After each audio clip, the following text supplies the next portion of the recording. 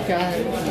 हमारे स्कूल में 4 शिक्षक हैं, उनमें से 2 ट्रांसफ़र कर दिए गए हैं, तो हमारे शिक्षक को हमारे ही स्कूल में रहने दो। कौन सी जगह के हैं, कहाँ से?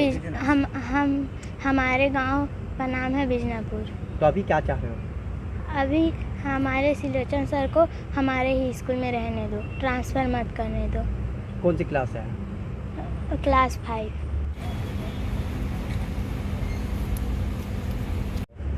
हमारे शिक्षक को हमारे स्कूल में रहने दो।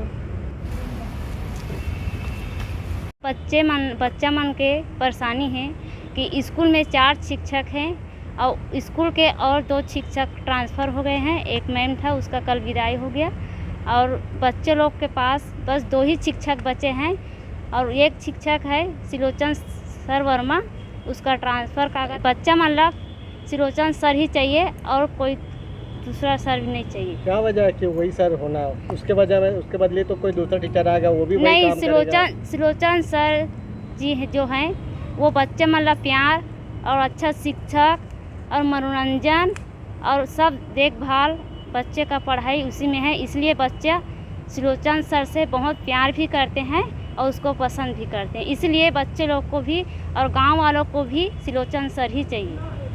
मैं बिजनापुर ग्राम पंचायत बिजनापुर का सरपंच हूँ, मनोज वर्मा। हमारे यहाँ प्राथमिक शाला में स्कूल में बच्चों की दर्ज संख्या है 110 के आसपास है लगभग, जिसमें 4 टीचर वर्तमान में है, जिसमें से 2 टीचर को प्रशासनिक तौर पर ट्रांसफ़र कर दिया है, जिसमें सिलोचन वर्मा सर है। उनको हमारे गांव में यथावत रखने के लिए लगभग कम से कम 160 व्यक्ति यहाँ पहुँचे हैं, जिसमें बच्चे और पालक एक साथ यहाँ इकट्ठा होकर कलेक्टर कार्यालय पहुँचे हम लोग। मांग है और मांग जायज़ है। हमारे यहाँ 110 बच्चे हैं, जिसमें टीचर 2 बचेगी, शेष 2 ट्रांसफ़र हो जाएगी तो 2 बचेगी। तो हम कलेक्टर महोदय जी से निवेदन करते हैं कि पुनः सिलोचन वर्मा सर को ग्राम पंचायत बिजनापुर में प्राथमिक शाला भवन में यथावत रखने की कृपा करें।